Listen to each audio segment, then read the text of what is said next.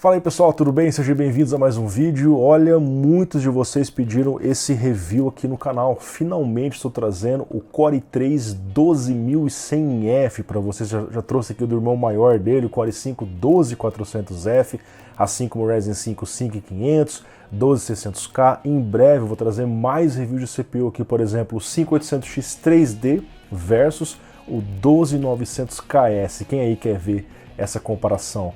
Deixa aqui no comentário dizendo eu quero ver essa comparação, Lucas. Enfim, pessoal, eu peguei esse Core i3 na China. Vocês estão vendo a embalagem dele, tem até umas inscrições em chinês aqui, mas é exatamente o mesmo CPU que é vendido no Brasil, não tem diferença nenhuma, tá?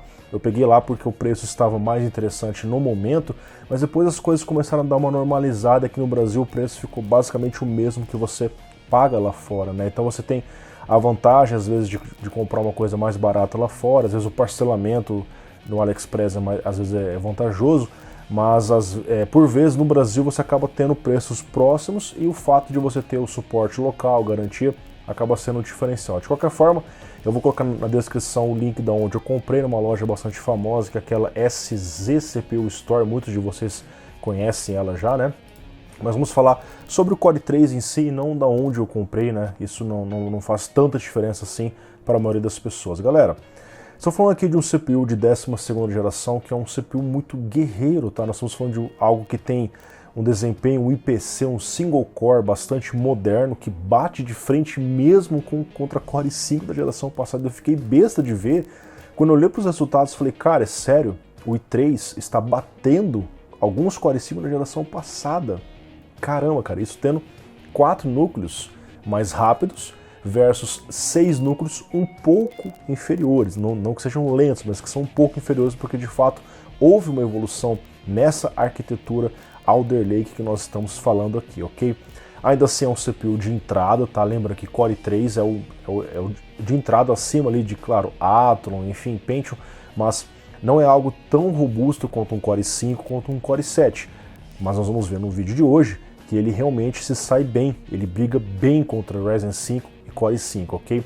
No vídeo de hoje eu vou trazer testes de CPU, renderização, produtividade, também testes em games, 2 resoluções. Vou deixar aqui na descrição os tópicos para que você possa ir navegando caso você queira pular alguma parte. Caso prefira, claro, venha comigo até o final e vamos aqui para mais um review. Então, pessoal, nós estamos aqui com um CPU de 4 núcleos e sim, a gente sabe que tem alguns games e alguns softwares que pedem como recomendação que você traga um CPU de 6 núcleos, tá? Então sim, esse é um ponto, eu não digo que negativo, porque essa é a característica do produto, tem CPUs melhores, mas tenha isso em mente, ele é um quad-core. Se você precisa de mais núcleos, você tem várias opções, tanto da Intel quanto da AMD no mercado, ok? É um CPU de entrada, para quem busca algo mais básico, mais casual, porém não abrindo mão de uma boa performance de 4 núcleos decentes que nós temos aí, tá certo? Então, 4 núcleos, 8 threads, assim como era um i7 da 7ª geração, embora ele seja mais rápido que o i7 da 7ª geração.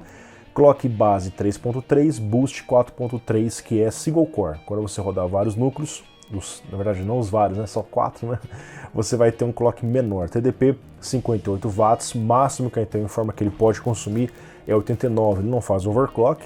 Eu não consegui alcançar esse TDP, inclusive, que eles falam aqui, tá certo? CPU suporta DDR4 e DDR5, dependendo da placa-mãe que você colocar. Normalmente as pessoas têm colocado placa DDR4 por conta do preço, que DDR5 às vezes chega a ficar 2 ou até 3 vezes mais caro em relação ao DDR4, tá certo? Socket LGA 1700, a gente sabe, é um CPU maior, não é compatível com aquelas placas da 11ª, 10ª geração e enfim. Bom, vamos aos nossos testes, pessoal. Começando aqui a avaliar o clock desse processador. A gente sabe que a Intel trouxe uma atualização no seu cooler box, finalmente depois de, sei lá, 10 anos ou mais, que ela não mudava aquele cooler. É um cooler simples da linha laminar, você tem ali uma base de alumínio com um miolo, um centro de cobre, isso ajuda um pouco a diminuir as temperaturas. Os coolers mais antigos da Intel, eles estavam trazendo muito aquela base só em alumínio, bem mais simples, então esse cooler ele é um pouco mais bonito, ele tem ali um design em azul, os cabos têm aquela malha trançada, então é um cooler um pouco mais caprichado em relação aos anteriores. O ponto aqui será que aguenta um Core i3? Nós vamos olhar aqui no teste em Blender Barbershop, que é uma situação onde a gente tem um estresse muito grande no processador, tá? E nós vemos que O teste no Cooler Box, com CPU em estoque, ele dá um pico e depois vai reduzindo um pouquinho. Então ele começa ali acima dos 4 GHz, depois estabiliza entre 4 a 3.9, a média fica 3.988 MHz. Quando a gente habilita o multicore em Ansem na BIOS, para que o CPU não caia o clock após um certo período, a gente observa que mesmo com o Cooler Box, ele segura perfeitamente os 4.090 MHz, da mesma forma que com o Water Cooler que eu estou utilizando aqui. Então é possível ganhar um pouco de performance, mas a gente vê que essa performance são meros 100 MHz. Não faz tanta diferença se você habilita ou não o multicore em Ansem na BIOS, tá certo? Quando a gente olha para o consumo do CPU, o máximo que eu consegui aqui, ele deu um pico ali um pouco acima de 60, mas na média ficou em 57 e 58 watts. Quando você roda alguns softwares tipo Prime 95 ou Cinebench R23 que usa o AVX, você pega ali um TDP um pouco maior, mas eu valido os meus testes sempre no Blender, que é um software bastante comum aí das pessoas trabalhar, quem mexe com parte de modelagem, enfim, tá certo? Enfim, são diferentes metodologias. Então, quanto à questão do cooler, os clocks ele segurou. E a temperatura? A gente vai ver aqui na temperatura, com o Water Cooler, claro, ele fica na média de 59, um teste de estresse pesado. E no Blender, ele faz 79 graus, ou seja, ele fica cerca de 20 graus mais quente, mas é uma temperatura razoável para quem está trabalhando. Lembrando, estou usando tudo que o CPU tem a oferecer. Lucas, eu só vou jogar. Cara, essa temperatura vai ser menor, porque nem sempre você vai ter o CPU trabalhando no seu máximo potencial. Mesmo que no jogo ele fique em 100%, o 100% no jogo nem sempre tem essa carga, esse peso que tem um Blender, ok? Enfim, então, respondendo a pergunta, sim, o Cooler Box dá conta do processador. Nós temos temperaturas razoáveis, um teste de estresse. Se você quiser colocar um cooler melhor, claro, você já tem opções por R$100 e poucos aí no mercado, com suporte para LGA 1700, e você consegue baixar bem essa temperatura se assim você quiser. O meu conselho é, utilize o cooler, se você achar que está ruim depois de um tempo, troca. Enfim, algo que você não precisa se preocupar muito nesse momento. Vamos começar com nossos testes em renderização e produtividade em Adobe After Effects. Sempre que eu mostrar um gráfico vai estar aparecendo um vídeo do que é esse teste para vocês. Galera, nós vemos aqui o 12100F pontuando mais que o 11400F. Pois é, cara, é um 6-core da geração passada. Como é que isso aconteceu? Tem softwares que não usam 100% do CPU. Então, quando você tem um CPU com IPC, com um single core mais forte, você ganha performance. É que a gente viu aqui, cara, ele está quase no nível de um 5600X. Bizarro, cara. Nem acreditei quando eu vi esses resultados. Ultrapassando o 5500, que é um CPU mais caro do que ele, tá certo? Nós temos aqui o teste em Blender e aqui sim nós temos uma inversão dos resultados, porque é um software que usa 100% do processador, né? Deixa eu deixar a caixa aqui para vocês ficarem vendo ela. Então, nós temos um cenário onde mais núcleos ganham. Então, o Core i5 12600K está no topo dos resultados, junto com a 3080 Ti, que é uma placa de vídeo bem mais rápida, né?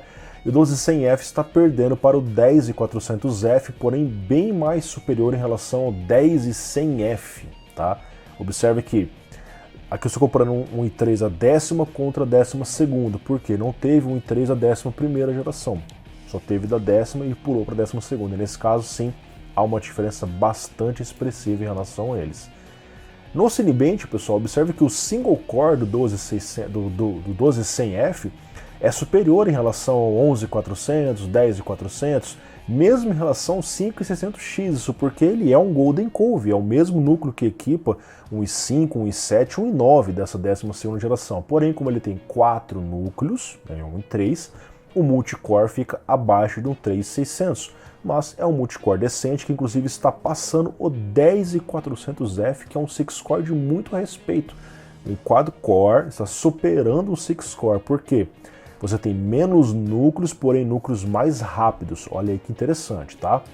Vamos aqui para o Corona Benchmark, que é um renderizador para 3ds Max e Cinema 4D. Nós vemos ele pontuando, ele fazendo 2.56 minutos, ele ficou um pouco atrás de um 10400F, então tem testes que sim, 6 núcleos mesmo que sejam um pouco mais fracos ganham, e fazendo bem mais rápido em relação ao 10100F, também 4/8 da 10ª geração.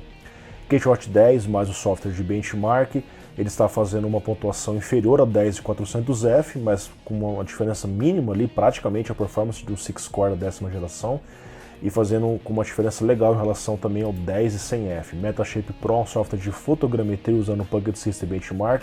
Nós temos ele terminando em 523 segundos, fazendo acima de um 10-400F e mais próximo de um 11-400F. Foi um 6-core que melhorou a performance em relação a ele, ou seja, nós temos aqui um teste, mais uma vez mostrando, que mesmo tendo poucos núcleos, ele consegue brigar contra Core i5 da geração passada, tá? PC Mark X é um exemplo de software que não usa tudo que você tem. Ele depende mais de clock, single core e PC. E nós vemos aqui que realmente ele está ali brigando bem perto do 5500, que é o CPU mais caro, Zen 3 6/12. Olha aí, cara. E vencendo o 11400F, cara. Pois é, interessante, né? Photoshop 2021, ele ficou ali um pouco acima do 3600 e um pouco abaixo do 11400F, vencendo uma margem legal em relação ao 10400F e o 10-100F, tá certo? Premiere Pro 2020, também na suíte do Puckett System Benchmark, ele ficou empatado tecnicamente com 10-400F, superando o Core i3 10100F. V-Ray Next Benchmark, ele fez uma pontuação muito próxima em relação ao 10-400F, mais uma vez superando o 10-100F. Então, até então o que nós vimos aqui, para quem vai trabalhar, fazer renderizações, enfim, é um CPU legal. É claro que é algo de entrada, o cara que vai trabalhar profissionalmente, né? Acho que fica meio redundante, né? Mas o cara que ele precisa de algo mais robusto, ele não vai montar com um Core i3. O cara vai colocar um Core i9, um Ryzen 9, um Ryzen 7, um Core i7, né? Mas a gente viu aqui que o CPU não faz feio. Olha só, cara, ele tá tendo um desempenho razoável, né? Aí é aquilo. A pessoa avalia o que ela precisa ter no seu trabalho e o quanto ela pode gastar. Se ela puder colocar um 6-core, um octa-core, assim ela coloca, conforme você achar melhor, tá bom? Então nós vemos aqui no gráfico de performance relativa, o gráfico final do CPU, que ele ficou empatado tecnicamente com o Ryzen 5 3600, que é um CPU bastante popular no mercado, hoje já não é tão mais visado por conta do preço, né? Já está saindo de linha aí. Ficou 7% acima do 10400F, com uma diferença boa em relação ao Core i3, e ali o 11400F ficou 12% acima dele, ou seja, a gente teve um resultado interessante, cara. É um quad-core brigando bem contra 6-core, cara, que tem, cara, são 12 threads, 6 núcleos versus 8 threads, tá certo? Enfim, vamos agora para os testes em jogos, e aqui entra um ponto que talvez as pessoas achem estranho. Lucas, por que você está colocando uma 3080 Ti com Core i3? Porque eu estou comparando vários CPUs, daqui a pouco eu vou colocar o Core i9 e o Ryzen 9 aqui, e se eu colocar uma 2060 aqui não faz tanto sentido, não faz tanta diferença. Mas o ponto é que eu sempre coloco a placa de vídeo mais forte para você ver até onde o seu CPU vai. Então, Lucas, se eu pegar uma 3060 e colocar no mínimo, talvez você tenha um FPS parecido com uma 3080 Ti no Ultra, que é o que eu faço aqui. Ok. Então eu faço isso para que você veja as possíveis opções de upgrade. Se o CPU faz aqui, sei lá, 120 quadros e você põe uma placa mais fraca, você sabe, a minha placa está fazendo 80, mas se eu fizer um upgrade de placa no futuro, posso, né, ter um desempenho um pouco melhor. Ok? A razão é essa, e você vê que isso é um padrão ao longo do mundo. As pessoas sempre colocam placas muito fortes para fazer esse tipo de comparativo, tá certo?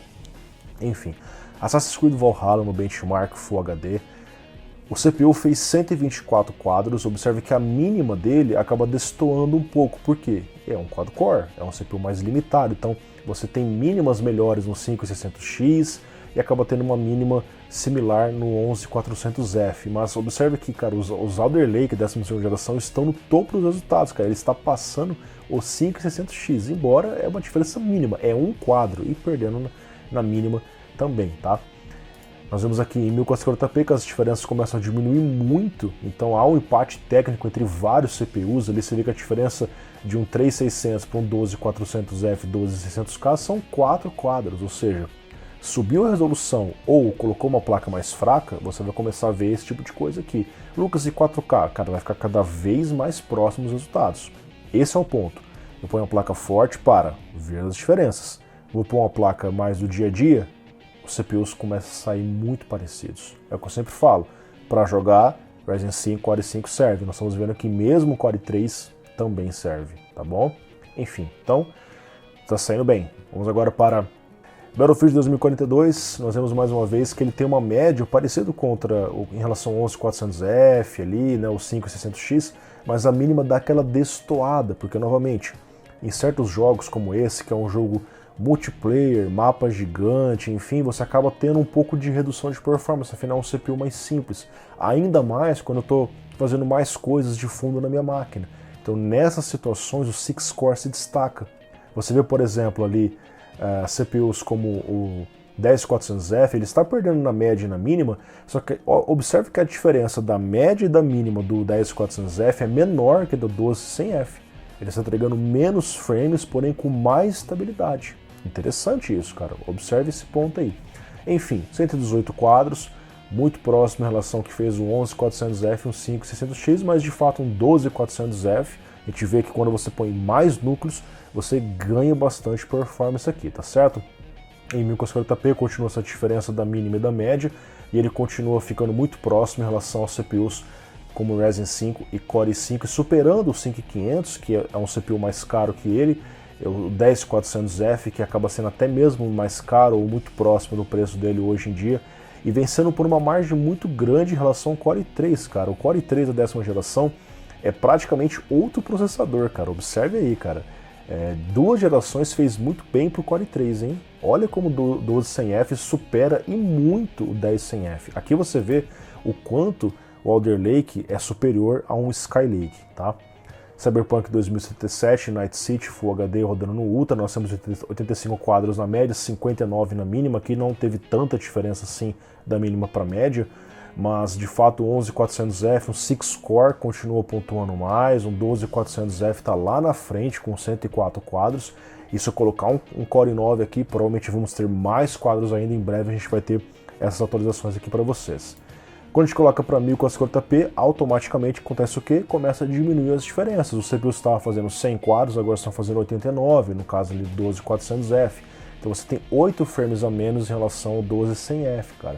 E nesse caso ele está ali ficando mais próximo do 5500 e superando o 10400F. Então, mais uma vez, Lucas, vou colocar uma 3070, uma 6600 XT, vai acontecer isso daqui. Vai diminuir as diferenças e CPUs vão começar a ficar com margens muito próximas, tá certo?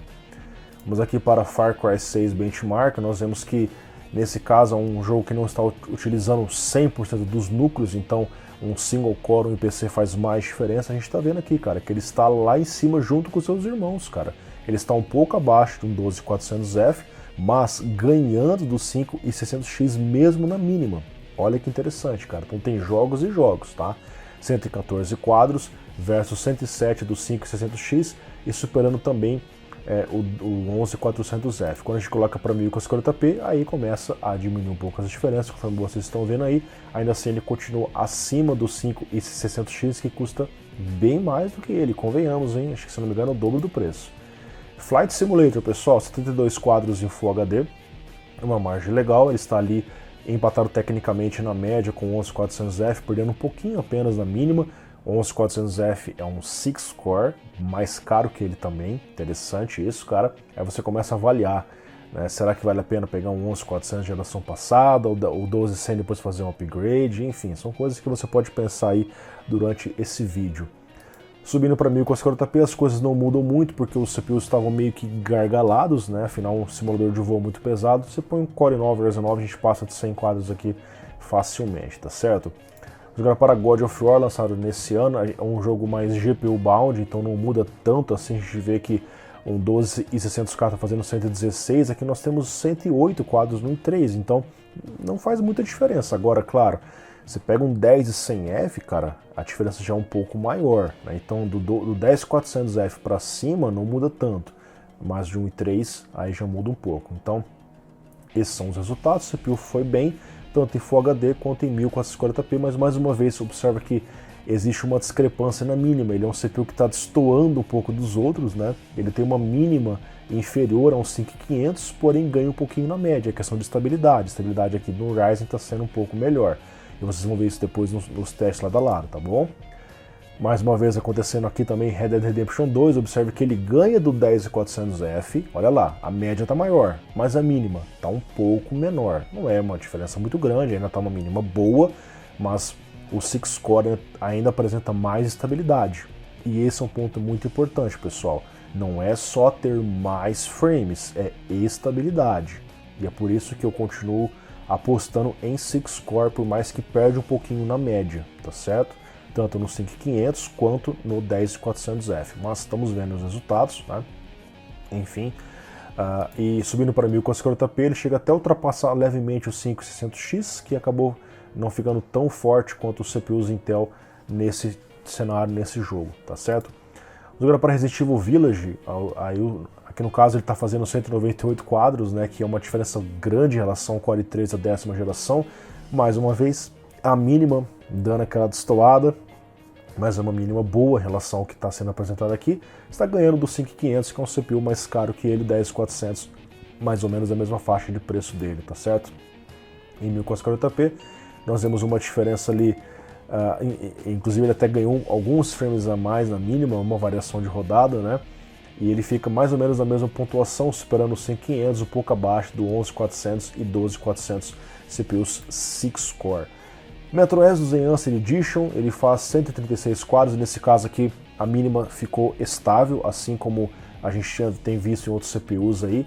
Então ele venceu bem o 11400F, cara, olha aí, cara. É um quad-core vencendo bem um CPU de 6 núcleos da geração anterior a ele, tá?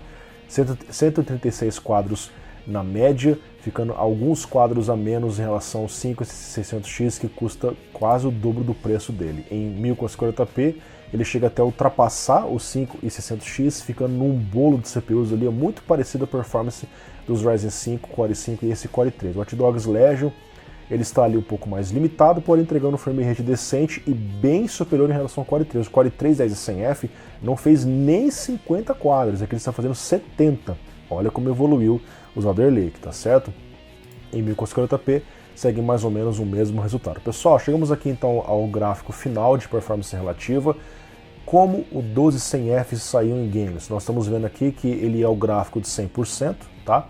Ele ficou ali com uma diferença de 8% em relação ao 5500, então ele ganhou do 5500, que custa um pouco a mais que ele. Ótimo, ponto positivo, mérito dele, porque nós temos núcleos mais fortes que o Zen 3, ok? Single core mais forte. Venceu o 10400F por uma margenzinha legal, tá? Não é tão grande essa diferença, mas venceu. E ele ficou muito próximo de um 11400F, que é mais caro que ele, cara. E é um 6-core de muito respeito. Cara, ele tá quase no mesmo nível de um 6-core. E se você for olhar ali, ó, 5600X, 9% de diferença entre os dois. Cara, é um CPU de, sei lá, 700 e pouco versus um de 1500. É o dobro do preço de diferença, cara. A gente vê que o i3 tem sim um ótimo custo-benefício para quem quer jogar, para quem busca algo mais casual. E esse é um excelente diferencial dele, galera. Mas, como eu disse, ainda é um CPU de entrada, tá? Ele é um CPU que briga bem contra o Core 5 e Ryzen 5, mas ele ainda é um Core 3. Ou seja, é uma linha de CPU destinada para jogos casuais, certo? Então, você foca aí, por exemplo, a rodar Full HD 60 quadros ou Full HD 75, 90 quadros, a gente vê que ele tem margem para entregar isso em vários jogos.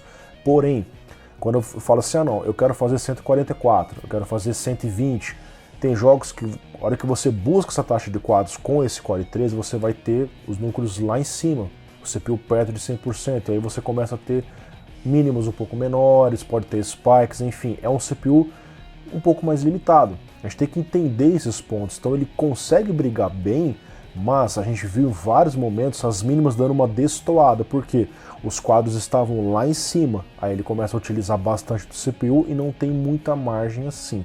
Então, você tem o ponto positivo de é um Core 3 mais barato que os Core 5 e Ryzen 5, brigando muito bem com eles, ótimo, porém, em situações onde é necessitado, exigido um 6-core, pode faltar um pouco de performance. Dá para jogar? Perfeitamente, mas sabendo suas limitações, se você está lá rodando a 100 quadros CPU a 100%, isso fica ruim, então você tem que fazer o quê? Reduzir os quadros, roda em 80, roda 60, aí você alivia um pouco para o CPU e preserva essa questão de ter 4 núcleos. Porque em certos momentos sim pode fazer falta, tá certo?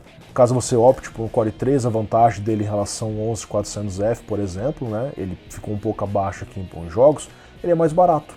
Beleza, futuro se você quiser, claro, Você põe um i3, depois pode pôr um 12400F, que é um CPU superior. Você tem margem para fazer isso, as placas-mães suportam isso perfeitamente, tá bom? Enfim, então, sigo trazendo mais testes para vocês. Gostei muito desse 12100F, vou trazer mais testes para vocês. Se possível, vá de 6-core, mas se o orçamento estiver apertado, é um quad-core de muito respeito, que não faz feio em relação a CPUs melhores e mais caros do que ele. Muito obrigado pela audiência, um grande abraço para vocês. Confira aqui na descrição dos nossos patrocinadores. Terabyte Shop, loja parceiraça do canal, AliExpress, Amazon. Se você for comprar alguma dessas 3 lojas, clique nos links que estão aparecendo aqui. Assim você está ajudando diretamente a este canal. Valeu, falou, tchau, tchau.